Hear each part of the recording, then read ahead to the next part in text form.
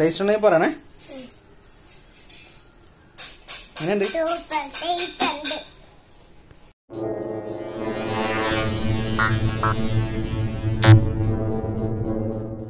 Hi friends, അപ്പോൾ നമ്മളിന്ന് ഉണ്ടാക്കാൻ പോകുന്നത് ഒരു പൈനാപ്പിൾ ജാമാണ്. കടയിൽ നിന്ന് വാങ്ങുന്ന പൈനാപ്പിൾ ജാമിൽ കാണുന്ന പോലെ അല്ല. അതിൽ പല പ്രിസർവേറ്റീവ്സും അസിഡിറ്റി റെഗുലേറ്റേഴ്സും വായിച്ചാൽ മനസ്സിലാകാത്ത കുറേ കെമിക്കലൊക്കെ അടക്കിയാണ് വന്നത്.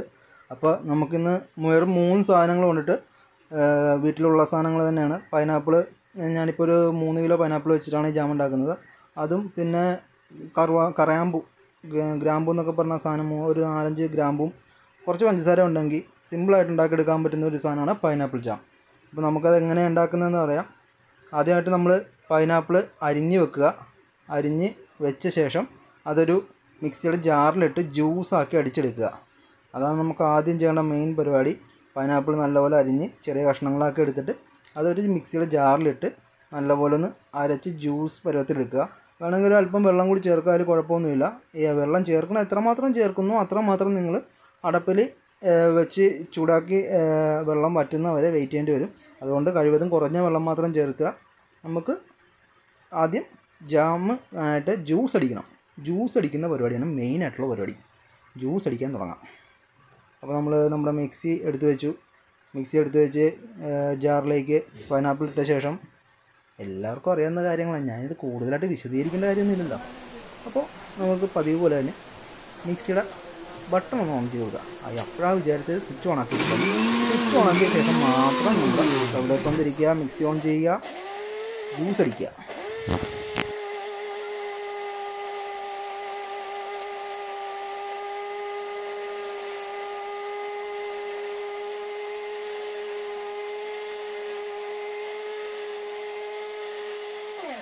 അപ്പോൾ നമ്മുടെ ചാനൽ ഇതുവരെ സബ്സ്ക്രൈബ് ചെയ്തിട്ടില്ലെങ്കിൽ ആ സബ്സ്ക്രൈബ് ബട്ടൺ ഒന്ന് ക്ലിക്ക് ചെയ്യുക, ബെൽ ബട്ടൺ അമർത്തുക. നമ്മുടെ ചാനൽ മെയിനായിട്ട് ടെക്നിക്കലാണ്. അപ്പോൾ നമ്മളുടെ ജ്യൂസ് റെഡി ആയിട്ടുണ്ട്. നല്ലപോലെ അരഞ്ഞെടുത്തിട്ടുണ്ട്. ഞാൻ ഇതിൽ വെള്ളം ചേർത്തിട്ടില്ല. ഞാൻ ജാറ് കഴുകാൻ മാത്രമായിട്ടുള്ള വെള്ളം മാത്രമേ ഇതിൽ ചേർക്കുന്നുള്ളൂ. അപ്പോൾ നമ്മൾ ആ ജ്യൂസ് എടുത്തിട്ട് ഒന്ന് അരിച്ചെടുക്കണം. ഒരു അരിപ്പെടുത്ത് വെക്കുക, അതിലേക്ക് ആ ജ്യൂസ് എടുത്ത് ഒഴിക്കുക. പതുക്കെ ഒന്ന് ഇളക്കി ഒന്ന് അരിച്ചെടുക്കുക. എങ്കിൽ മാത്രമേ താഴത്തേക്ക് വീഴത്തുള്ളൂ. ഇത്തിരി കട്ടിയായിരിക്കും ജ്യൂസ് അരിപ്പയിൽ കൂടി പോരാനായിട്ട് നമ്മൾ ഒരു സ്പൂൺ വെച്ചിട്ട് പതുക്കെ ഒന്ന് ഇളക്കി കൊടുത്തു കഴിഞ്ഞാൽ ഇതുപോലെ ഒന്ന് ഇളക്കി കൊടുത്താൽ മതി. അരിപ്പയിൽ നിന്ന് നല്ലപോലെ ജ്യൂസ് താഴത്തേക്ക് വരും. കൂടുതൽ തരി ഉണ്ടാകാതിരിക്കാനാണ്, നല്ല നൈസായിട്ട് സ്മൂത്തായിട്ട് പോരാൻ വേണ്ടിയിട്ടാണ് നമ്മൾ അരിപ്പ് ഉപയോഗിക്കുന്നത്. നമുക്ക് തരി ഉണ്ടെന്നുണ്ടെങ്കിൽ ജാമിലും തരി ഉണ്ടാവും. അപ്പോൾ അതിന് വേണ്ട, നമുക്ക് പതുക്കെ ഒന്ന് ഇളക്കി അരിച്ചെടുത്ത് കഴിയുമ്പോഴേക്കും നമുക്ക് വേണ്ട പാകത്തിനുള്ള ജ്യൂസ് നമുക്ക് കിട്ടും.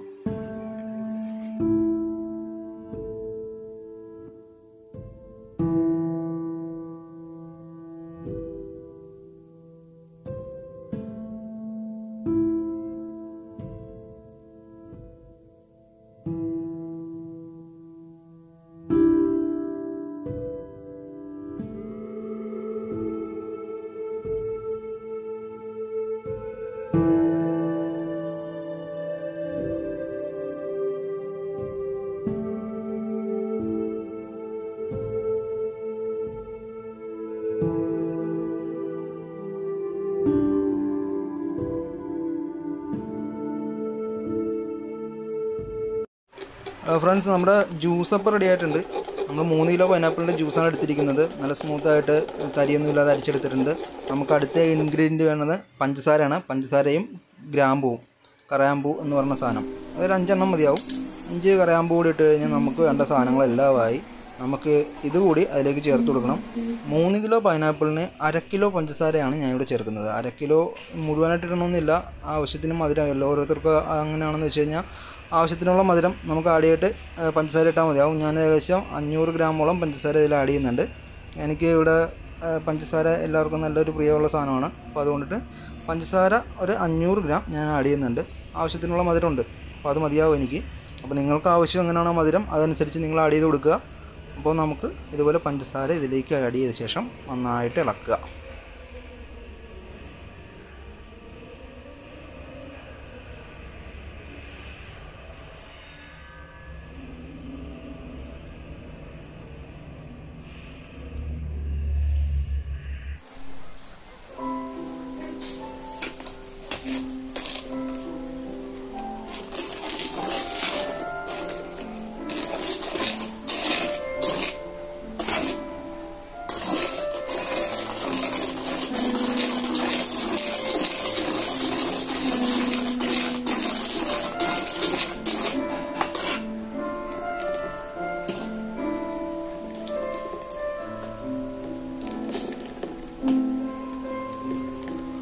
അപ്പോൾ ഇതുപോലെ നന്നായിട്ട് ഇളക്കണം. പഞ്ചസാര നല്ലപോലെ അലിഞ്ഞ് ചേരണം. അതിന് വേണ്ടിയിട്ടാണ് ഞാൻ കൂടുതലായിട്ട് ഈ ഒരു പോർഷൻ കാണിക്കുന്നത്. നല്ലപോലെ പഞ്ചസാര എല്ലായിടത്തും തരിയൊന്നും ഉണ്ടാകാതെ അലിഞ്ഞ് ചേർത്തക്ക വിധത്തിൽ നല്ലതായിട്ട് ഇളക്കി കൊടുക്കുക. ഇളക്കി എടുത്ത് കഴിയുമ്പോഴേക്കും നല്ല സ്മൂത്തായിട്ടുള്ളൊരു പരുവത്തിൽ കിട്ടും. ഇതുപോലെ നമുക്ക് സ്മൂത്തായിട്ടുള്ള ഒരു ജ്യൂസാണ് നമുക്ക് വേണ്ടത്. ഇനി നമുക്ക് ഈ ജ്യൂസാണ് നമ്മുടെ ജാമായി മാറാനായിട്ട് നമ്മൾ പ്രിപ്പയർ ചെയ്യാൻ പോകുന്നത്. ഇതിലേക്ക് ഗ്രാമ്പു ആഡ് ചെയ്ത് കൊടുക്കുക. ഗ്രാമ്പു ആഡ് ചെയ്തെടുത്ത് ഇളക്കി യോജിപ്പിച്ച ശേഷം ഗ്രാമ്പു ജസ്റ്റ് ആഡ് ചെയ്ത് കൊടുത്താൽ മാത്രം മതി. പൊടിക്കുകയും തരിക്കുകയൊന്നും വേണ്ട. ജസ്റ്റ് അങ്ങോട്ട് ഇട്ട് കൊടുത്താൽ മാത്രം മതി. ഗ്രാമ്പു ആഡ് ചെയ്ത ശേഷം ഒന്ന് ഇളക്കി അങ്ങോട്ട് പിടിച്ചും നമുക്കിത് അടുപ്പിലേക്ക് വെക്കാം. അടുപ്പിലേക്ക് വെക്കുന്നതിനായിട്ട് നമുക്കാദ്യം ഗ്യാസ് കത്തിക്കണം. ഗ്യാസ് കത്തിക്കാനായിട്ട് എല്ലാവർക്കും അറിയാവുന്നതാണ്. എനിക്കിവിടെ ലൈറ്ററും കാര്യങ്ങളൊന്നുമില്ല. ജസ്റ്റ് ഒരു തീപ്പെട്ടി വരച്ച് കത്തിക്കുന്ന പരിപാടിയേ ഉള്ളൂ. തീപ്പെട്ടി വരക്കുന്നു, ഗ്യാസ് ഓൺ ആക്കുന്നു, തീ കൊടുക്കുന്നു. ഇത്രയുള്ള സിമ്പിൾ ട്രിക്ക് മാത്രമേ നമ്മൾ യൂസ് ചെയ്യുന്നുള്ളൂ. നമുക്ക് ലൈറ്റർ ഇല്ല. ഓക്കെ, അപ്പോൾ നമ്മൾ ഗ്യാസ് കത്തിച്ചു. ഇനി അടുത്തതായിട്ട് നമ്മുടെ ജ്യൂസ് എടുത്ത് നമ്മൾ ചെയ്തു വെച്ചിരിക്കുന്ന ആ ഒരു മിക്സ് എടുത്ത് നമ്മൾ അടുപ്പിലേക്ക് കയറ്റുന്നു. അടുപ്പിലേക്ക് വെച്ച് ഫുൾ ഫ്ലെയിമിലാണ് നമ്മൾ ആദ്യം തിളപ്പിച്ചെടുക്കുന്നത്. ഫുൾ ഫ്ലെയിമിലിടുക. ഫുൾ ഫ്ലെയിമിൽ നമ്മളത് തിളപ്പിച്ചെടുക്കുക വേണ്ടത്.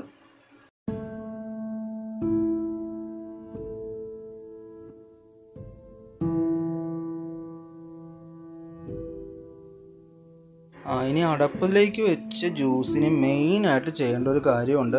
തിളക്കുന്ന വരെ നമ്മൾ ഇളക്കി കൊടുക്കുക. തിളച്ച് കഴിഞ്ഞ് ഇളക്കണം. തിളച്ച് കഴിഞ്ഞ് ഇളക്കേണ്ടത് ഇത്തിരി മാറി നിന്നായിരിക്കണം. അപ്പോൾ അത് ആദ്യമേ തന്നെ ഞാൻ പറയുന്നുണ്ട്.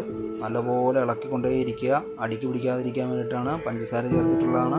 അതുകൊണ്ട് ഇളക്കിക്കൊണ്ടേയിരിക്കുക. അപ്പോൾ നമുക്ക് വീട്ടിലെല്ലാവർക്കും ഉണ്ടാക്കി കഴിക്കാൻ പറ്റുന്നതും പ്രിസർവേറ്റീവ്സും കാര്യങ്ങളൊന്നും ഇല്ലാത്തതുമായിട്ടുള്ളൊരു നാച്ചുറലായിട്ട് നമുക്ക് ഉണ്ടാക്കാൻ പറ്റുന്ന, വളരെ സിമ്പിളായിട്ട് ഉണ്ടാക്കിയെടുക്കാൻ പറ്റുന്ന, ആർക്കും ഉണ്ടാക്കാൻ പറ്റുന്ന ഒരു ഡിഷാണ് പൈനാപ്പിൾ ജാം എന്നുള്ളത്. പൈനാപ്പിൾ വെച്ച് മാത്രമല്ല, നമുക്ക് ഏത് ഇൻഗ്രീഡിയൻറ്റ് വെച്ച് നമുക്ക് ജാം ഉണ്ടാക്കാം. നമുക്ക് വീട്ടിൽ തന്നെ കുറച്ച് ടൈം മതി. കുട്ടികൾക്കൊക്കെ ഭയങ്കര ഇഷ്ടമായിട്ടുള്ള സാധനമാണ്. എൻ്റെ വീട്ടിൽ എൻ്റെ മോന് വേണ്ടിയിട്ട് ഞാൻ ഉണ്ടാക്കി കൊടുക്കുന്നത് ഈ ജാമാണ്. ഇടയ്ക്ക് ഇത് തീർന്നു കഴിഞ്ഞപ്പോഴേക്കും കടയിൽ നിന്ന് വാങ്ങിച്ചപ്പോൾ അതിലാണ് കണ്ടത് പ്രിസർവേറ്റീവ്സും കാര്യങ്ങളൊക്കെ ആഡ് ചെയ്തിരിക്കുന്നത്. അതുകൊണ്ടാണ് വീണ്ടും നമ്മൾ ഇത് തന്നെ ഉണ്ടാക്കി കൊടുക്കാനായിട്ട് തീരുമാനിച്ചത്. ഇളക്കുന്ന പണി ഇതുവരെക്കുള്ളും തീർന്നിട്ടില്ല. അത് തീരത്തുമില്ല. പൈനാപ്പിൾ ജാമായി സെറ്റാകുന്നവരെ വെള്ളമെല്ലാം വറ്റി കുറുകി നല്ല ഫ്രഷായിട്ട് വരുന്നവരെ, നല്ല സ്മൂത്തായിട്ട് ജാമിൻ്റെ ജെല്ലി ടൈപ്പ് വരുന്നവരെ നമ്മൾ ഇളക്കിക്കൊണ്ടിരുന്നേ മതിയാവുള്ളൂ. ഇത് തിളക്കുന്നവരെ നല്ലപോലെ ഇളക്കുക. തിളക്കിക്കഴിഞ്ഞ് പതുക്കെ ഇളക്കി കൊടുക്കുക. ഇത്തിരി മാറി നിന്ന് ഇളക്കുക. അത് മസ്റ്റായിട്ടുള്ള കാര്യമാണ്. നമ്മുടെ ജാം ഇപ്പോൾ തിളച്ച് തുടങ്ങിയിട്ടുണ്ട്. ചൂടായി വരുന്നേ ഉള്ളൂ. ഇപ്പോൾ തിളക്കാൻ തുടങ്ങിയിട്ടുണ്ട്. അപ്പോൾ തിളക്കുമ്പോഴേക്കും നല്ല സ്മെല്ലാണ്. നമുക്ക് റൂം മുഴുവൻ ഇങ്ങനെ പൈനാപ്പിളിൻ്റെ സ്മെല്ല് ഫുള്ളായിട്ട് നിൽക്കും. അതൊരു അടിപൊളി ഫീൽ തന്നെയാണ് കേട്ടോ. പറയാതിരിക്കാൻ പറ്റില്ല. നമ്മൾ പറഞ്ഞത് മതിയാകത്തുള്ളൂ. നല്ലപോലെ പൈനാപ്പിൾ ജാമിൻ്റെ സ്മെല്ല് അങ്ങനെ റൂംസ് ഫുള്ളായിട്ട് ഇങ്ങനെ നിൽക്കും. നമ്മൾ ആ സ്മെല്ല് ആസ്വദിച്ചുകൊണ്ടിരുന്ന് ഇളക്കിക്കൊണ്ടേയിരിക്കുക. ഇളക്കി കൈ വഴയുന്നുണ്ടെങ്കിൽ അമ്മേനെ വിളിച്ച് ഇളക്കിപ്പിക്കുക. ഞാൻ എൻ്റെ അമ്മേനെ വിളിച്ചാണ് പിന്നീട് ഇളക്കാൻ പറഞ്ഞത്. അത് എത്ര ഇളക്കിയാലും പറ്റത്തില്ല. തിളച്ച് കുറുകുന്ന വരെ ഇളക്കിയേ മതിയാവും. ഇതുപോലെ ഇളക്കുക. തിളച്ച് കഴിയുമ്പോഴേക്കും ഇതുപോലെ കുറുകി കഴിയുമ്പോൾ ഇതുപോലെ ബബിൾ വന്നിട്ട് പൊട്ടാൻ തുടങ്ങും. കൊമ്പള വന്നിച്ചും പൊട്ടി തെറിക്കാൻ തുടങ്ങും. അതുകൊണ്ടാണ് ഞാൻ പറഞ്ഞത് ഇത്തിരി മാറി നിന്ന് ഇളക്കണം. ഇത്തിരി അകന്ന് നിന്നേക്കുക. ഒരു കൈ അകലത്തിൽ നിന്ന് വേണം ഇളക്കാനായിട്ട്. ആരും ചട്ടിയുടെ അകത്തുകൊണ്ട് തല വെച്ച് ഇളക്കാൻ നിൽക്കരുത്.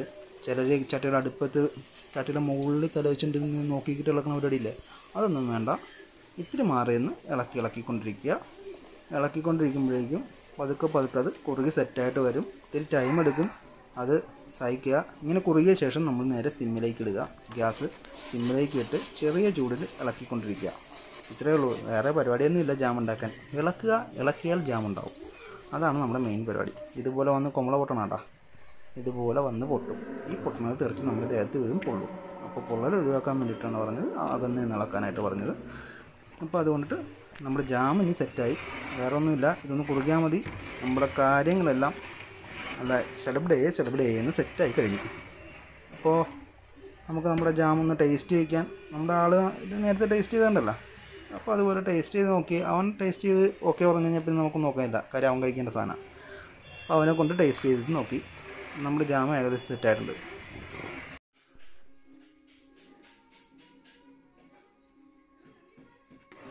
ഇത് ഒന്നുകൂടി ചൂടാക്കി പതുക്കെ ആ വെള്ളം ഒന്ന് വറ്റിച്ചെടുക്കണം. തുള്ളി വെള്ളം ഉണ്ടാകരുത്. വെള്ളമില്ലെങ്കിൽ മാത്രമേ കൂടുതൽ നാളിരിക്കത്തുള്ളൂ, ഇല്ലെങ്കിൽ പൂപ്പൽ പിടിക്കും. അപ്പോൾ അതുകൊണ്ട് തന്നെ നല്ലപോലെ വെള്ളം വറ്റി പോയി എന്ന് ഉറപ്പ് വരുത്തിയ ശേഷം മാത്രമേ നമ്മൾ ജാമിൻ്റെ പാകമാകത്തുള്ളൂ. ഞാൻ ഗ്യാസ് ഓഫ് ചെയ്തിട്ടുണ്ട്. ആ ചൂടിലൊന്ന് വെള്ളം വറ്റാൻ വേണ്ടി വെയിറ്റ് ചെയ്യുവാണ്.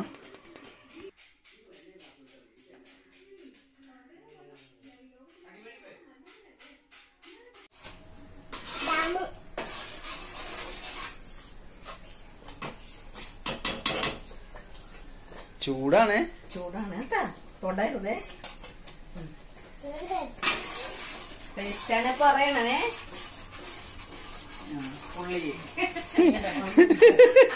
പൊള്ളിയാ? ചൂടായാ? എന്ത് പറ്റി? ചൂടാണോ?